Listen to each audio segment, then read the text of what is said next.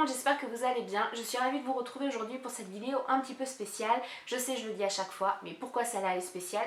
Pour 3 raisons. Elle est spéciale à cause du jour de parution, à cause du sujet de cette vidéo et à cause de la façon dont j'ai monté cette vidéo et que j'ai voulu la créer. Alors le jour de parution, c'est très simple. Si vous regardez cette vidéo quand elle sort, vous avez pu remarquer qu'on est le 8 mars. Et le 8 mars, c'est quoi? C'est la journée de la femme. Alors bon, je vais éviter de rentrer dans les détails.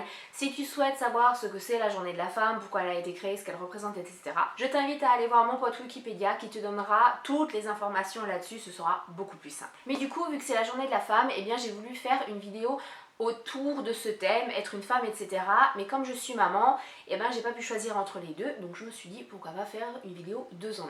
Et donc aujourd'hui, je vais vous donner 4 petits points en fait qui pour moi sont très importants dans la vie d'une maman, donc d'une femme aussi, puisque pour moi on ne peut pas être mère et une mère épanouie si on n'est pas une femme épanouie, parce qu'il va nous manquer un petit quelque chose. Après c'est une façon de voir, c'est ma façon de voir en tout cas. J'espère que si c'est pas la tienne, tu ne seras pas offusquée, choquée ou je ne sais quoi. Alors pour ces 4 points, je sais qu'il y en a des centaines d'autres. J'ai vraiment voulu faire au plus court et surtout vous donner les points qui me sont tout de suite venus à l'esprit. Alors si tu te souviens de ce que je t'ai dit il y a quelques secondes, le 3e point du pourquoi cette vidéo est spéciale, c'est tout simplement par rapport à la façon dont j'ai voulu créer cette vidéo.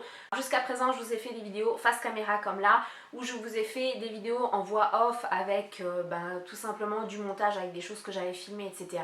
ou avec des photos. Et là je me suis dit pourquoi pas innover, parce que c'est la journée de la femme, donc je me sentais inspirée. Et donc j'espère vraiment que ça vous plaira, étant donné que c'est la première fois que je fais une vidéo comme ça. En fait, je vais vous partager ces 4 points à travers des petits... Concrètement, ce que c'est sont pas des images, sont pas des vidéos, c'est entre les deux. Enfin bon, tu comprendras mieux. Comme toujours, n'hésite pas à liker cette vidéo, à la partager si tu as aimé, parce que je te rappelle que quand on aime quelque chose, autant le partager. Ça peut toujours apprendre, ou ça peut donner le sourire, ou ça peut donner de la bonne humeur, ça peut donner plein de choses aux personnes à qui tu partages. Et puis accessoirement, moi ça me fait aussi super plaisir. Et si tu as un tout petit peu plus de temps, je t'invite à me laisser un commentaire en m'expliquant si toi tu étais d'accord avec ces points-là, si tu en as d'autres, etc. Alors j'espère que cette vidéo vous plaira. Je sais, ces derniers temps, je vous propose plein de choses différentes, des choses nouvelles, mais c'est vraiment, comme je l'ai déjà dit dans une vidéo qui se trouve... t'iras voir le petit i dans un coin. J'ai envie en fait de faire évoluer un petit peu ma chaîne et de vous partager des choses d'une façon différente. Je vous laisse avec les 4 points, je vous fais plein de gros bisous et puis surtout restez comme vous êtes, mais ça je pense que vous le comprendrez à la fin de la vidéo. Je vous aime.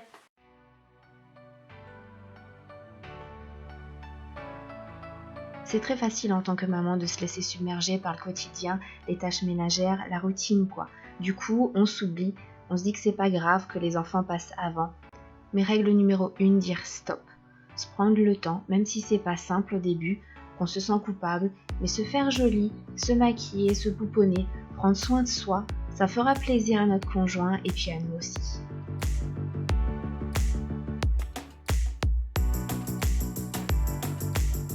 Au fil des années, le couple peut devenir monotone et la hantise, c'est que la routine s'installe. Qu'on soit en couple depuis 4 mois ou comme moi depuis 17 ans, je pense que l'essentiel c'est de regarder constamment son conjoint comme au premier jour, lui dire qu'on l'aime et puis le plus important c'est qu'il ait encore envie de nous séduire, d'avoir ces petites attentions qu'il avait au début qui nous faisaient nous sentir tellement essentielles et tellement particulières à ses yeux.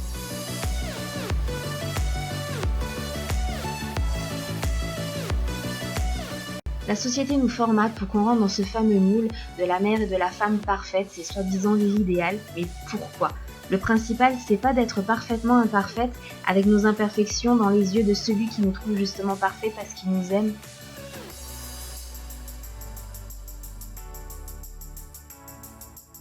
Avoir une vie sexuelle et être maman, oh mon Dieu, c'est inconcevable pour la société. Faudrait qu'on devienne abstinente. Je trouve ça vraiment stupide. Pourquoi réagir comme ça? Il nous a aimés avant. Pourquoi on devrait devenir pieuse? Non, une maman peut être super torride.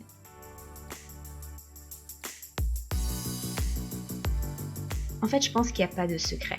Le regard des autres, on s'en fiche, ça n'a aucune importance. On pense être différente, mais au final, on est toutes pareilles. On veut toutes être aimées comme on est. Mais également pour ce qu'on a dans la tête, pas juste pour un corps, même si on a un caractère qui est parfois bien trempé. Et puis si on fait des petites bêtises, c'est pas grave.